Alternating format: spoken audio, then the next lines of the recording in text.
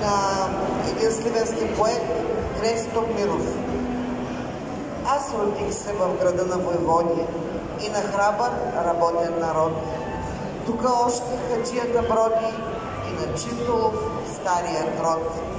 Аз израснах в града на поети, но поети с кристални сърца и душите им още ни светят, те четат се от стар до деца.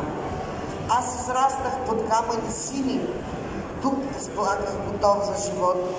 Моята първа любов тук премина, продължих си тук земният род. Аз израснах със старата песен, ой ти Сливен, красиво градче, карандила над теб е надвесен, в теб поруча си бавно тече. Този вятър бях го забравил, Сливен мой, ти си моя съдба. В теб родих се, не съм те оставил, ще се върна и в теб ще умра.